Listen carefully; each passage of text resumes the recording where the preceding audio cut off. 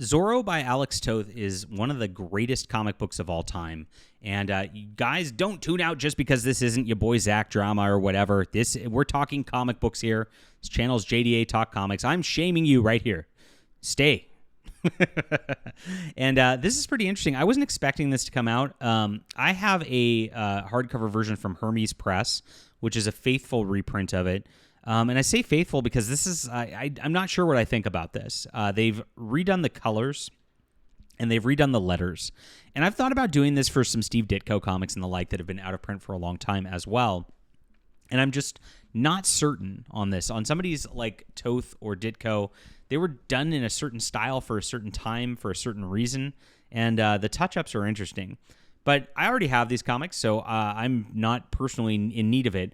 However, if you don't have these, and if you don't have these comic books, a restored version like this is important because these are some of the best comic books in history, big time here. And so I do recommend you getting it just to look at the genius that Alex Toth did 100%. At the very least right here. Already made $120,000. The Zorro brand is pretty good. I mean, we remember Sean Gordon Murphy made his big deal with Zorro a couple years back, and that was a very faithless adaptation of Zorro. I mean, they did a terrible job on that.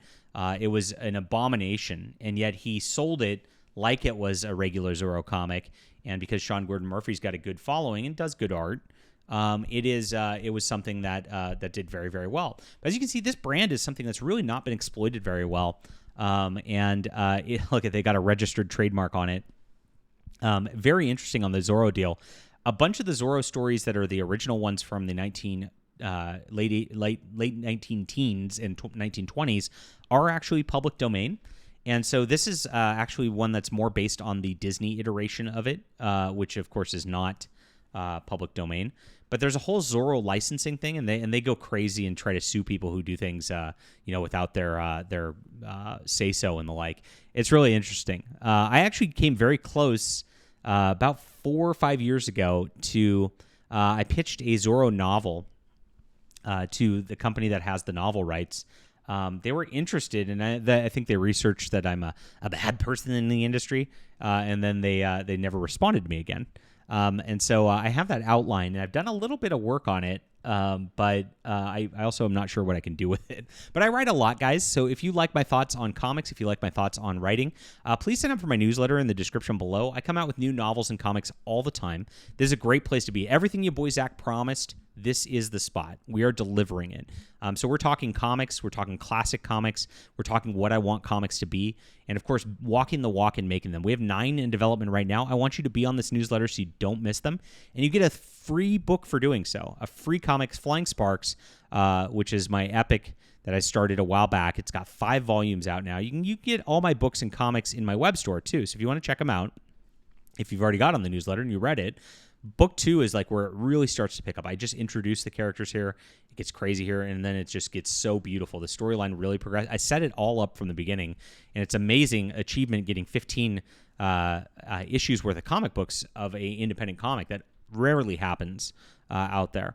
I've also got them all available on ebook, too, to make it easy on you. If I want to cultivate readers. This isn't some like collector's market scam or anything like that.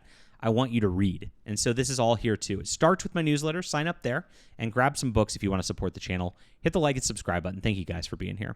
So this is where Alien Books is at. Now, Alien Books is an interesting company. They're a small company that's really done a lot of imports like manga and things like that.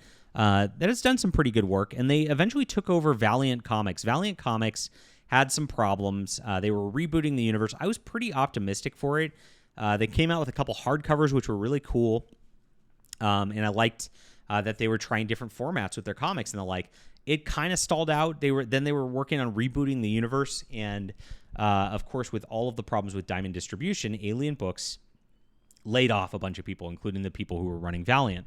Now Valiant is getting run by IDW, of course, tying back into Heather Antos. Big problems there. So Alien's outsourcing that to them. Now, Alien Books only has a couple people left at the company, and it looks like they're going back and focusing on doing these like deluxe reprint things. Probably smart because look at how well this is doing right here. And I'm sure they have a huge licensing fee on this, but this is a pretty beautiful book. If I didn't have a hardcover already, I'd be pretty tempted to get this little die cut thing with the Z cut out. That's pretty neat on this level. And they are redoing Zorro.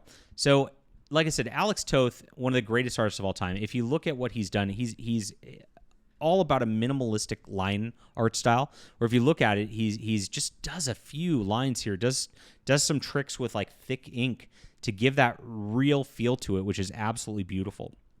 And his work on Zorro really is the definitive on the character in comics. Just beautiful, beautiful stuff. A masterclass on the best art in the whole world and how to make comics. And so, as it says, strip it down to all of its essentials, draw the hell out of what's left on here. So this is up right on now on Kickstarter. Interesting. I'll drop this link in the description if you want it. Now, there is a little bit of what I find controversial out of this is that they've recolored it and retouched everything up. Now, in some ways, that could be a good thing because the colors and all that, I mean, I do have a faded version of it, and it doesn't pop all that well, right? And when you retouch it up like this, you have to be very, very careful on just maintaining the line art and the like, making sure that you've got the original there, especially with somebody like Alex Toth, because the line art's the entire reason you want to get into this. Just look at some of these beautiful panels right here, guys. Now I'm getting tempted to get it. I might get it. I'm looking at it here, and they do a pretty good job. Obviously, they're not using that old print style where there were different bleeds and stuff like that with dot printing for the colors. You can tell that they're doing like a modern style color on top of it. But it does seem to work. Now, I've looked at doing some of this stuff myself, and I've done one with a book called Dynamite Thor, just because I did a re-upped modern version of that as a comic.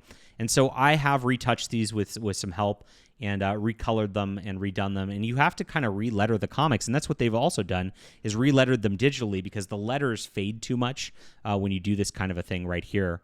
So this is interesting right now, and like I said, I'm torn on this. In some ways, I don't know that I like the relettering and recoloring because it does give a digital modern feel over this right here. And if you remember what they did with Alan Moore's Swamp Thing for the Absolute editions, they recolored it and it was a complete disaster. These look pretty good though. Again, it's a little bit different than what you would have got from back then, but they seem to be going with kind of traditional flat colors, so it doesn't look like something completely modern out of this. So I'm a little torn on it. Now, the line art is so good and the storylines are so good in these comics. Like I said, this is the version that's out right now. If you don't have it, I highly, highly recommend getting it. But I am torn. I in some part of me, I'm a purist, and I kind of want just like the old faded version like I've got. And part of it wants to see this. Maybe I'll get it just to do a side-by-side comparison when they come out, because it is a very interesting thing. Should you be retouching up and redoing the colors on these sorts of things?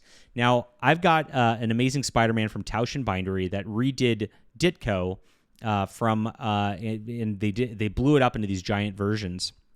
And whereas Marvel has recolored that Amazing Spider-Man stuff for their Epic collections and the like, that version, what they did was they actually took mega high-end cameras and they actually took photographs of the original issues and then, used some Photoshop effects to actually use the original colors on like high-grade issues to make this new version. That was a pretty interesting thing. Of course, way too expensive to do that. For the most part, if you're not Tauschen Bindery, right? And so this is something, there's multiple ways to try to restore this stuff. This is pretty interesting right here. But this is out right now. Like I said, best comics of all time right here. If you haven't read them, at least try to read them in some regard. This is a way to do so. It is interesting. What do you think about color changes and touch-ups and redoing the lettering? Leave a comment down below. Love to hear from you. Hit the like and subscribe button. Thanks for watching this comic book non-drama video, my friends. Appreciate you being here. And please sign up for my newsletter in the description below. Go to my web store. Check out my comic books. Appreciate you. We'll be back soon.